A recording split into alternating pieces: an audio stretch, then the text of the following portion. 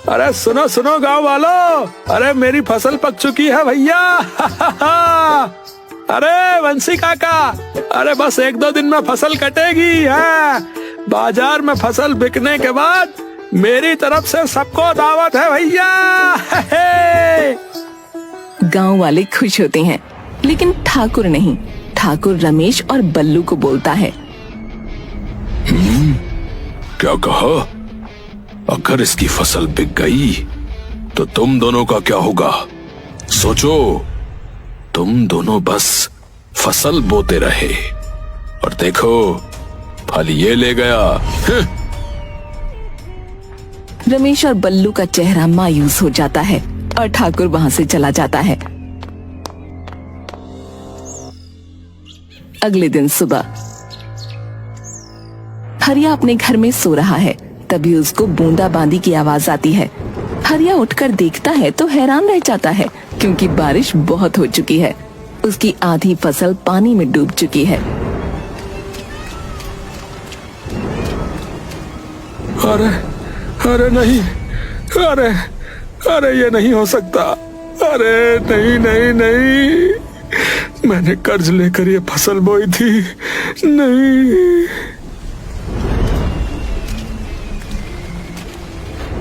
अरे हरिया, अरे चिंता ना कर भाई, भगवान के घर देर है पर अंधेर नहीं।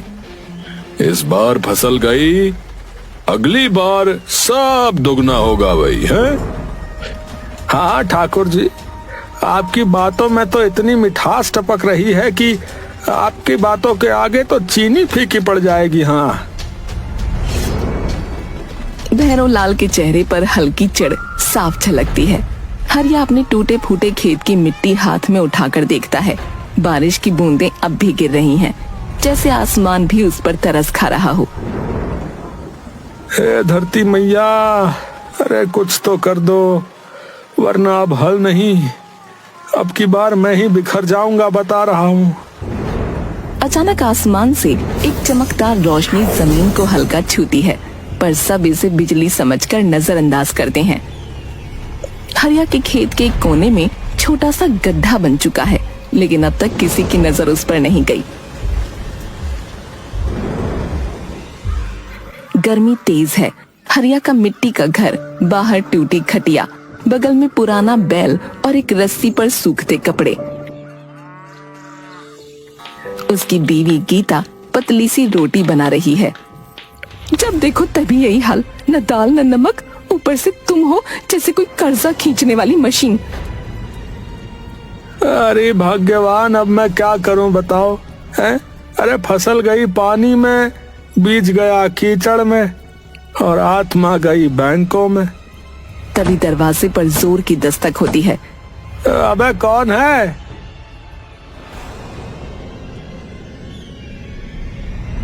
हरिया, छुपने से कर्जा माफ नहीं होता भाई, बाहर निकल। अरे राम भरोसे भैया, अरे थोड़ा वक्त दे दो, हालत देखो क्या हो रही है।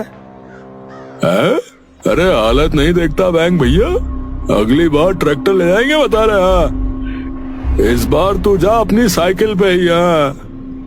और वो जो बैल वाला है ना, वो भी काफी हेल्दी लग रहा है, बैंक में बेच देंगे। हाँ, बैल को मत घूरो बता रहा हूँ, वो भी तुम्हें बुरा कहने लगेगा नहीं तो। हाँ। बैल बोलेगा कर्जा तूने लिया, काटा मैं जाऊं। हाँ भाई, 1 हफ्ते का वक्त है, नहीं चुकाया तो सब उठा के ले जाएंगे बता रहे भैया। घर, बैल, खटिया, और अगर ज्यादा बोलोगे तो बीबी का चूल्हा भी। हाँ। गीता गुस्से से बेलन उठाकर दरवाजे की तरफ आती है। ओए राम भरोसे, ज्यादा हाँकने लगे तो इसी बेलन से लोन की किस्त निकाल दूंगी।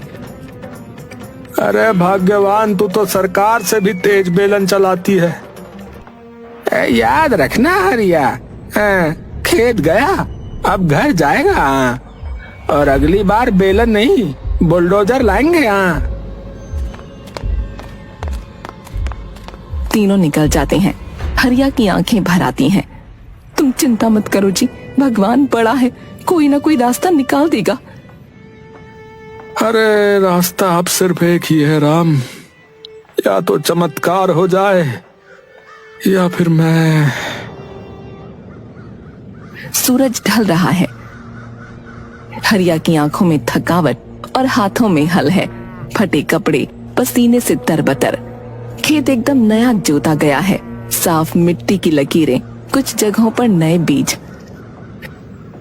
अरे राम, सब कुछ बेच दिया, बैल, घर का बर्तन, यहाँ तक कि छोटू की साइकिल भी। अब अगर इस बार भी फसल ना हुई तो। कभी आसमान में काले बादल उमड़ने लगते हैं, तेज हवा चलने लगती है। हरिया घबरा कर ऊपर देखता है। अरे अरे नहीं नहीं भगवान, अरे नहीं, अरे अब की बार मत करना राम जी, अब की बार नहीं। बिजली चमकती है, जोरदार बारिश शुरू हो जाती है। खेत की मिट्टी बहने लगती है। हरिया अपने बीज बचाने की कोशिश करता है, लेकिन तेज बारिश में फिसल कर कीचड़ में गिर जाता है। अरे अरे प्रभु, क्यों करते हो मेरे साथ ये सब, क्यों होता है? अरे अरे मजा आता है क्या भगवान? अरे गरीब को रुला के मजा आता है क्या है? मैंने कुछ नहीं मांगा प्रभु। अरे ना महल मांगा, ना गाड़ी मांगी, बस एक फसल मांगी, एक फसल, ताकि छोटू को 2 रोटी खिला सकूं भगवान। वो घुटनों के बल गिर पड़ता है, जमीन को पकड़कर रोने लगता है। सब कुछ चला गया प्रभु, सब कुछ चला गया। राम, अब क्या बचा है मेरे पास? क्या बचा है मेरे पास? बोलो, क्या बचा है मेरे पास? धीरे धीरे बारिश कम होती है और वो अचानक हल्की सी चमक महसूस करता है। मिट्टी के एक हिस्से में कुछ चमक रहा है। हरिया झट से नजरें साफ करता है, कीचड़ हटाता है और देखता है वहाँ एक छोटा हीरा पड़ा है। ये क्या है भाई? वो आसपास ध्यान से देखने लगता है। खेत की हर लकीर में, हर कोने में छोटे छोटे चमचमाते हीरे। ये फिर से? उसके होंठ कांपते हैं, आंखों से आंसू निकलते हैं, इस बार खुशी के।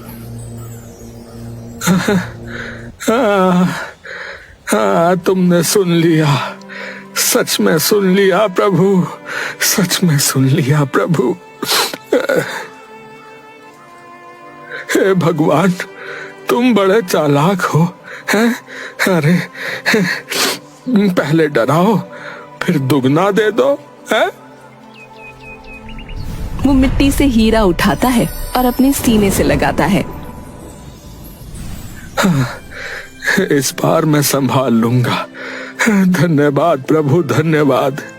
अब कोई मुझसे यह नहीं छीन पाएगा। हाँ। हरिया का खेत अब हीरों की मखमल जैसी जमीन बन चुका था। उसके आसपास टप टप करती चमचमाती बूंदें गिर रही हैं। अगर यह असली निकला तो भैया जिंदगी बदल जाएगी, और अगर नकली निकला तो बैल भी सपना रह जाएगा। गांव की गलियां।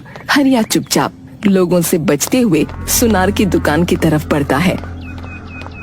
पुरानी सी दुकान, एक छोटा सा कांच का काउंटर, अंदर बैठा है सोनू सुनार, गोल चेहरा, मोटी ऐनक और तौलिया गले में। भैया एक चीज दिखानी है। चांदी है क्या? आजकल सोना देखे हुए महीना हो गया भाई। हरिया इधर उधर देखता है और फिर गमछे से हीरा निकालता है, सामने रखता है। ओह माय गॉड, ये कहाँ से मिला? समुद्र के किनारे मछली पकड़ने गया था, वही मिल गया भाई। अरे बाबूजी, ये तो असली हीरा है। कम से कम 1 लाख का तो है ये। है क्या? 1 लाख? जी हाँ, एकदम जेन्युइन। मगर तुम्हें मैं 70,000 दे सकता हूँ अभी कैश में। ठीक है, दे दो। सोनू पैसे देता है।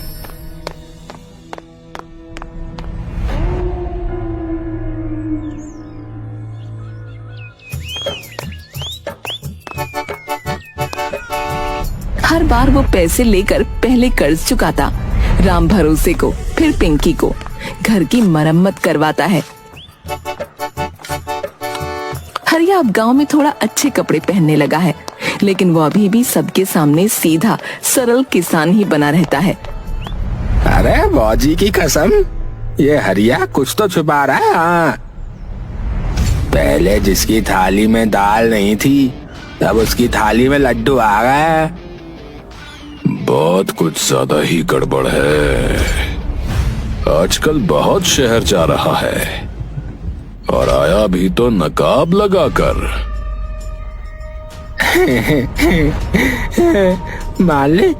मालिक कहीं ये हीरे वीरे तो नहीं बेच रहा? तीनों ठहाका लगाते हैं, लेकिन अब उनकी आंखों में जलन भी है और चालाकी भी।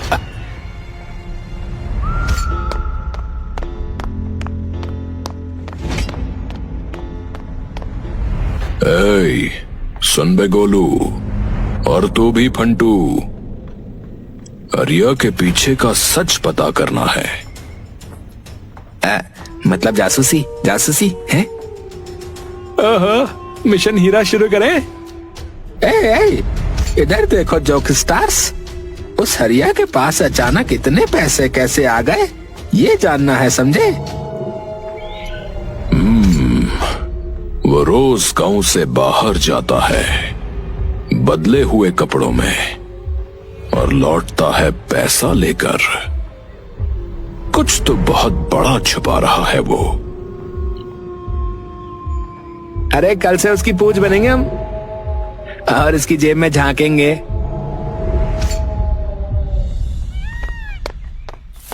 गोलू और फंटू झाड़ियों में छिपकर हरिया का पीछा करते हैं। हरिया खेत में मिट्टी कुरेद कर कुछ निकालता है। गोलू दूरबीन से देखता है। ए फंटू, वो क्या चमक रहा है बे? क्या चमक रहा है वो? है? क्या चमक रहा है? क्या? अबे हीरा यार। गोलू और फंटू हाँफते हुए वापस आते हैं। भैरव लाल, पिंकी और संजू सामने बैठकर इंतजार कर रहे होते हैं।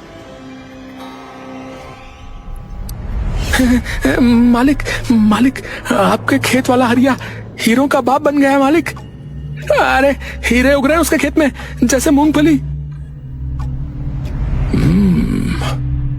अब उसकी जमीन भी हमारी होगी और हीरे भी।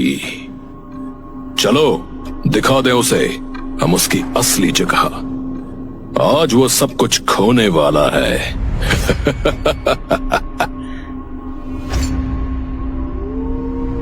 भैरव लाल की आंखों में घृणा और लालच साफ दिख रहा है। हरिया का घर साधारण है, एक छोटा सा छप्पर। अंदर हरिया घबराया बैठा है, हाथों में हीरों से भरा थैला छुपाए बैठा है। बाहर भारी कदमों की आवाज होती है। अचानक दरवाजा धड़ाम से खुलता है। पुलिस वाले और गांव वाले घेर लेते हैं। अरे हरिया, तुझे हमसे कुछ छुपाना नहीं चाहिए। हरिया कांपते हुए उठता है। गांव वाले और पुलिस वाले उसे घेर लेते हैं। क्या समझता है तू खुद को? तूने कैसे सबको धोखा दिया? ये जो तुमने चुपके से हीरे जमा किए हैं वो हमें वापस चाहिए, समझा? हरिया घबराया हुआ है, लेकिन फिर भी मजबूती से बोलता है। मैंने किसी को धोखा नहीं दिया। ये हीरे ये मेरे खेत में बरसने लगे थे, भगवान ने दिए हैं। अरे वाह, खेत में हीरे बरस रहे थे। क्या कहानी है हरिया भाई।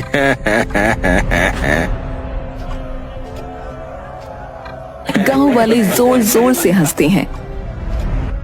अरे ये कोई बचकानी बात तो नहीं चलेंगी, समझा? तू चुपके से हीरे चुरा कर बेच रहा था और अब हमें तो अपनी मुसीबत का जिम्मेदार नहीं ठहरा सकता।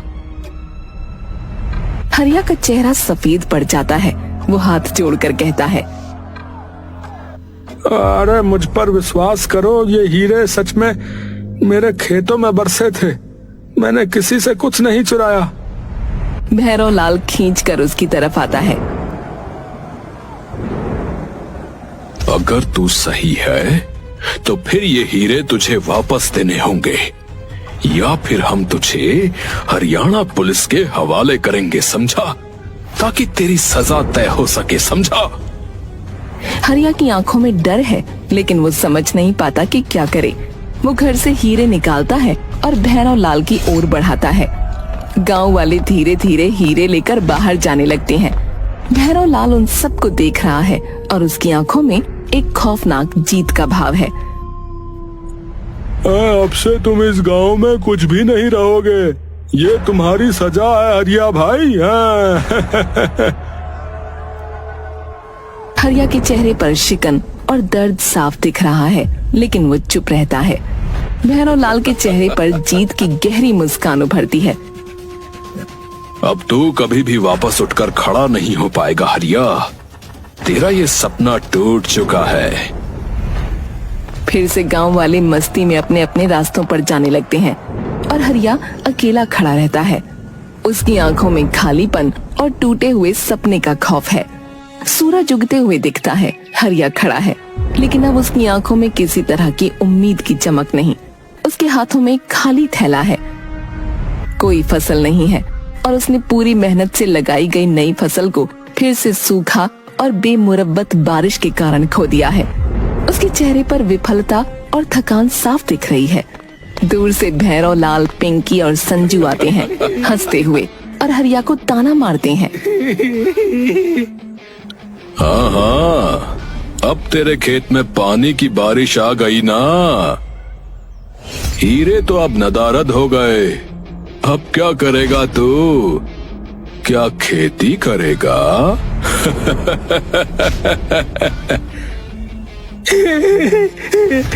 अब तो तुझे कहीं भी खड़ा होते देख हमें मजा आता है। हरिया भाई, वैसे क्या तुझे लगता था कि हरिया बनके तू अमीर हो जाएगा? बोल बोल। अचानक एक सुबह जब सूरज की रोशनी खेतों में फैल रही होती है, हरिया अपने खेत में कुछ खोदी हुई मिट्टी देखता है। वो हैरान होकर रुक जाता है।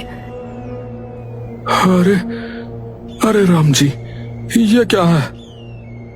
और पाता है कि एक गहरा गड्ढा उसके खेत के बीचों बीच बन गया है। गड्ढे के अंदर चमकते हुए हीरे बिखरे पड़े हैं, जो बारिश के दौरान जमा हो गए थे। हरिया की आंखों में विस्मय और अविश्वास है और उस गहरे गड्ढे में झांकता है। उसके अंदर हीरे पूरी तरह से सजे हुए हैं, मानो कोई खजाना हो। कुछ महीने पहले जब बारिश हो रही थी, उसी समय हरिया अपने खेतों में काम कर रहा था। अचानक खेत में बारिश के पानी के साथ हीरे गिरने लगे थे। वो उन हीरों को देखता है, पर वो ये नहीं समझ पाता कि ये आखिर है क्या। उसके बाद उसने उन हीरों को खेत में छुपा दिया था।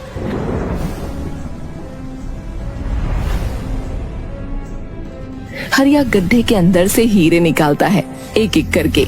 उसकी आंखों में आंसू आ जाते हैं, लेकिन वो खुशी से भरा हुआ है। वो महसूस करता है कि ये उसकी मेहनत का फल है